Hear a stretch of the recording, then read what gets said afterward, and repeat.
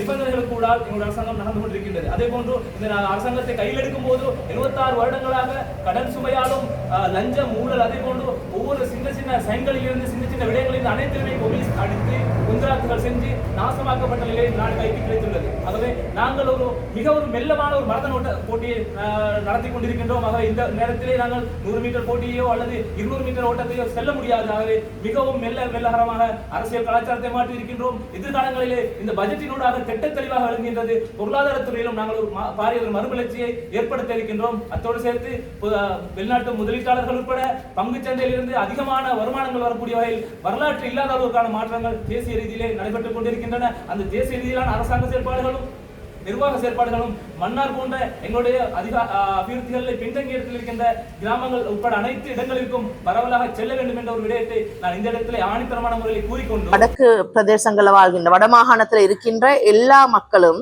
எங்களை நம்பி, அதாவது தேசிய மக்கள் சக்தியை நம்பி இம்முறை வாக்களித்திருக்கிறார்கள். அந்த வாக்களித்த மக்கள் அரசாங்கத்து மீது நம்பிக்கை வைத்து, முக்கியமாக அனுரகுமார திசாநாயக ஜனாதிபதி அவர்கள் மீது வைத்துள்ள நம்பிக்கையோட இம்முறை மக்கள் வடமாகாணத்தில் இருக்கின்றவர்கள் தந்த மக்கள் ஆணையை பலப்படுத்தும் வகையிலான வரவு செலவு திட்டம் ஒன்று இம்முறை முன்வைக்கப்பட்டிருக்கு.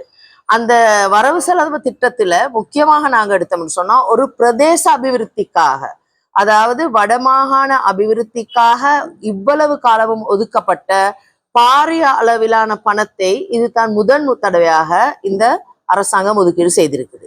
இந்த நாங்கள் சுதந்திரத்துக்கு பிறகு பார்த்தோம்னால் இந்த கிட்டடியில் உள்ள 40 வருட காலங்களாகவே இந்த வடமாகாணம் கைவிடப்பட்டு அல்லது நாங்கள் பார்த்தோம்னால் புறக்கணிக்கப்பட்ட ஒரு சமுதாயமாகவே இருந்த, யுத்தத்துக்கு பிற்கால பகுதிகளிலும் கூட நெடுஞ்சாலைகள் அமைந்தாலும் மக்களுடைய வாழ்வு தரம் உயர்த்தப்படாத, மக்களுடைய தொழில் வாய்ப்புகளை அபிவிருத்தி செய்யப்படாத, பொருளாதாரம் அந்த கொழும்பை தங்கியிருக்கின்ற மையப்படுத்தி இருக்கின்ற பொருளாதாரம் இந்த பிரதேசங்களுக்கு வந்தடையாத பிரதேசங்களாகத்தான் இந்த வடமாகாணத்தை நாங்கள் கண்டு கொண்டிருந்தோம்.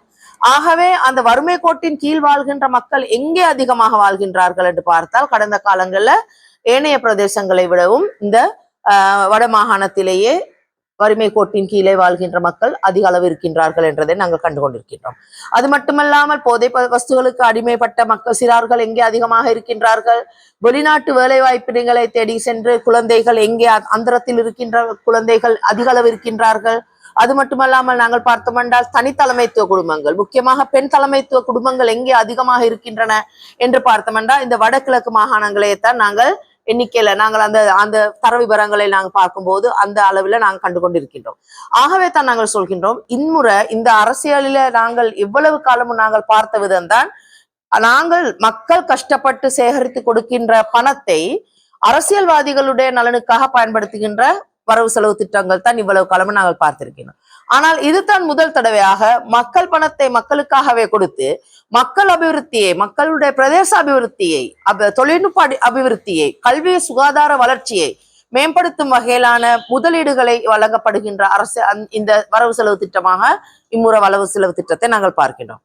அந்த வரவு செலவு திட்டத்தில் நீங்கள் பார்த்திருப்பீர்கள், மகளிர் மற்றும் சிறுவர் விவகார அமைச்சுக்கு ஒதுக்கப்பட்ட நிதி ஒதுக்கீடை தவிர்த்து அதுக்கு அப்பால் சென்று போக்குவரத்துக்கு இம்முறை நாங்க பார்த்தோம்னா போக்குவரத்துக்காக அதிக அளவு பணத்தை ஒதுக்கீடு செய்திருக்கின்றார்கள். ஏனைய வருடங்களை பார்த்தோம்னா தேசிய பாதுகாப்புக்குத்தான் பாரிய அளவு பணத்தை ஒதுக்கீடு செய்வார்கள். ஆனா இம்முறை பார்த்தோம்னால் ஒட்டுமொத்த சமுதாய அபிவிருத்திக்காக பாரிய அளவு பணம் ஒதுக்கீடு செய்யப்பட்டிருக்கு. கல்வி சுகாதார வசதி மேம்படுத்துவதற்காக இந்த பணத்தை ஒதுக்கீடு செய்யப்பட்டிருக்கு. நாங்கள் பெண்கள் என்ற வகையில, நாங்கள் தாய்மார்கள் என்ற வகையில நாங்கள் பார்த்தோம் என்றால் எங்கள் வீட்டுக்கு வருகின்ற வருமானத்தை நாங்கள் எதற்காக செலவழிக்கின்றோம், நாங்க எங்களுடைய வீட்டுக்கு வந்து சேர்கின்ற பணத்தை நாங்கள் பார்த்தோம் என்றால் பெருமளவு குழந்தைகளின் குழந்தை பராமரிப்புக்கு, போஷாக்குக்கு, உணவுக்கு, அது மட்டுமல்லாமல் மருந்து, சுகாதார, கல்வி போன்ற வசதிகளுக்காக வேண்டித்தான் நாங்கள் போக்குவரத்து இது அனைத்துக்கும் தான் நாங்கள் செலவிடுகின்றோம். இம்முறை நாங்கள் பார்த்தோம்னா 1000 புதிய பஸ் வண்டிகள் இந்த போக்குவரத்து சேவை, பொது போக்குவரத்து சேவைக்கு கொண்டு வரப்பட்டிருக்கு. அப்போ அந்த பொது போக்குவரத்துக்கு கொண்டு வரப்படுகின்ற 1000 பஸ்களில் இந்த பிரதேசங்களுக்கும் ஓரளவு வந்து சேரும். அப்போ இந்த பொது போக்குவரத்து சேவை அபிவிருத்தி அடைவதாக இருந்தால் நீங்க தனியார் போக்குவரத்துக்காக செலவழிக்க வேண்டிய பணம் என்ன நடக்கும்? குறைந்து விடும். அது உங்களுக்கு ஒரு வசதியாகத்தான் இருக்கும். சுகாதாரத்துல நீங்க பார்த்தீங்களா, கடந்த காலங்கள்ல நீங்கள் ஹாஸ்பிட்டலுக்கு சென்று ஒரு வைத்தியர் உங்களை பரிசோதனை செய்து 5 மருந்து மாத்திரை எழுதி தந்தால் அந்த எழுதி தருகின்ற மாத்திரை 5லும் 2 மாத்திரை மட்டும்தான் ஹாஸ்பிட்டல்ல கிடைக்கும், மீதி நீங்க 3 மாத்திரையும் வெளியில தான் வேண்ட சந்தர்ப்பம் நேர்ந்தது. இப்ப நாங்க பார்த்தோம் என்றால் அந்த பெருமளவு இந்த சுகாதாரத்துக்கு பண ஒதுக்கீடு நடக்கும் போது அந்த தேவையான அத்தனை மருந்து வகைகளையும் அரசாங்க வைத்தியசாலை மூலம் கிடைக்க பெறுவதாக இருந்தால் நீங்கள் ஒரு குடும்பம் என்ற வகையில சுகாதாரத்துக்கு செலவழிக்க வேண்டிய பணம் உங்களுக்கு மீதிப்படுத்திக் கொள்ள முடிகின்ற சூழலுக்கு வருகின்றீர்கள். அது மட்டுமல்லாமல் நாங்கள் பார்த்தோம் என்றால் கல்வியை எடுத்தாலும் அப்படித்தான். இப்போ இந்த முறை பாடசாலை மாணவர்களில் ஸ்காலர்ஷிப் 5ஆம் தர புலமை பரிசு சித்தி அடைந்தவர்களுடைய கொடுப்பனம் அதிகரிக்கப்பட்டிருக்கு. மகாபொல வழங்கப்படும் வேலை திட்டத்தில் நாங்கள் அந்த பணத்தை 5000 ரூபாய் 7500 ரூபாய் வரை அதிகரிக்கப்பட்டிருக்கு. அது மட்டுமல்லாமல் சிறுவர் நன்னடத்தை நிலையங்களில் சிறுவர் பராமரிப்பு நிலையங்களில் இருக்கின்ற மாணவர்களுக்கு கூட சிறார்களுக்கு கூட பண ஒதுக்கீடுகள் இப்போ இந்த முறை வரவு செலவு திட்டத்தில் ஒதுக்கப்பட்டிருக்கு. இது எல்லாத்தையுமே ஒட்டுமொத்தமா பார்த்தோம் என்றால் கல்வியில மட்டும் இந்த முறை பார்த்திருக்கீங்கள் 6000 ரூபாய் உங்களுக்கு தேவைப்படுகின்ற அஸ்வஸ்ம இருக்கின்ற குடும்பங்களில் மாணவர்களுக்கு அடிப்படை கல்வி பொருட்களை பெற்றுக்கொள்வதற்கு 6000 ரூபாய் வழங்கப்படுது. அது மட்டுமல்லாமல் பாதணிகள், இலவச பாதணிகள், இலவச புத்தகங்கள் வழங்கப்படுது, இலவச சீருடை வழங்கப்படும் திட்டம். அது மட்டுமல்லாமல் 13 வயதுக்கு மேற்பட்டவர்களுக்கு அந்த மாதவிடாய் காலத்தில் உங்களுக்கு தேவைப்படுகின்ற நெப்கின்களுக்காக 700 ரூபாய் கூப்பன் கூட வழங்கப்படுது 13 வயசுக்கு மேற்பட்ட எங்களுடைய பாடசாலை மாணவிகளுக்கு. இவ்வாறான பாதுகாப்பான கல்வி முறை என்று உறுதிப்படுத்தப்பட்டிருக்க போது உங்களுக்கு ஒரு குடும்பம் என்ற வகையில ஒரு தாய் என்ற வகையில நீங்கள் உங்களுடைய குழந்தை பராமரிப்புக்கு ஒதுக்க வேண்டிய பணம் அந்த சுமை இம்முறை அரசாங்கம் தாங்கி கொண்டிருக்கு. ஆகவே இது எல்லாமே மக்கள் வாழ்வில் பார்த்தோம்னால் உங்களுக்கு ஒரு ஆதரவாக இருக்கின்ற வகையில் தான் இந்த முறை வரவு செலவு திட்டம் என்றது வந்திருக்குது. நாங்கள் எதிர்பார்க்கின்றோம் தனித்தனியாக ஒவ்வொரு குடும்பமாக 5 கிலோ அரிசி 10 கிலோ அரிசி 2 கிலோ கோதுமை மா கொடுத்து உங்கள் வாழ்வு தரத்தை உயர்த்த முடியாது. ஆகவே தான் வேலை திட்டமாக இந்த நாட்டிலிருந்து இந்த வெளிநாடுகளுக்கு சென்று இருக்கின்ற பெண்களை பார்த்தோம் என்றால் அவர்களுடைய சிறார்களை பெரியோர்கள் முதியோர்கள் தான் பராமரித்துக் கொண்டு வருகிறார்கள். திடுத்திப்பென்ற ஏதாவது அவர்களுக்கு ஒரு ஆபத்து நடந்தது என்றால் அந்த குழந்தைகள் அந்தரத்தில் விழுகிறார்கள், நன்னடத்தை நிலையங்களுக்கு தள்ளப்படுகின்றார்கள், சிறுவர் பராமரிப்பு நிலையங்களுக்கு தள்ளப்படுகின்றார்கள். அவ்வாறு வளர்க்கின்ற குழந்தைகளுடைய பொறுப்பு கூட இந்த அரசாங்கம் ஏந்தி கொண்டிருக்கின்றது.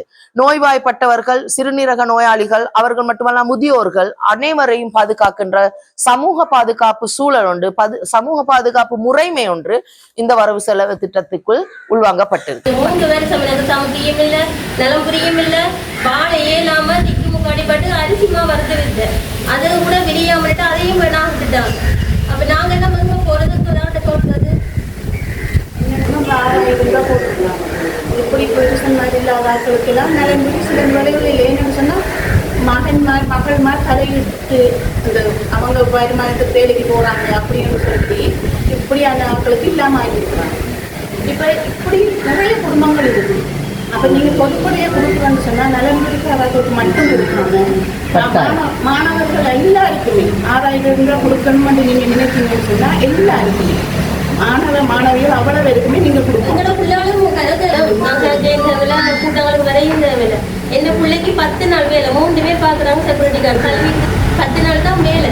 பிள்ளைக்கு 20 வரும் 20,000 சமர்ப்பிக்கலாம். அதாவது உங்களுடைய நிலைப்பாடு அஸ்வஸ்ம திட்டத்துக்குள்ள உள்வாங்கல ரிசர்வ்லாக்கள் நிறைய கணவனை இழந்த பெண்கள் நிறைய அதுல உள்வாங்கப்படையாது. ஆனா உண்மையான பயனாளியை வந்து பார்ப்போம். ஒரு கணவனை இழந்திருந்தா அவருக்கு கட்டாயம் தனி தேவை, கணவனை இழந்து தனியே இருக்கிற பெண்ணுக்கு கட்டாயம் ஏதாவது ஊக்கத்தொகை தேவை. அதே மாதிரி அவங்க பிள்ளைகள் இருக்கிறவங்களுக்கு பிள்ளைகிட்ட படிப்புக்கு வேணும் கட்டாயம். அப்ப அந்த திட்டத்துக்குள்ள உள்வாங்கப்படைய நிறைய பேரை வெளியே விட்டுருந்தாங்க. இந்த தகவல்களை மீள சேகரித்து மறுபடியும் அடுத்த கட்டம் கேட்க இந்த நடந்திருக்கிற நிலைகளை நாங்கள்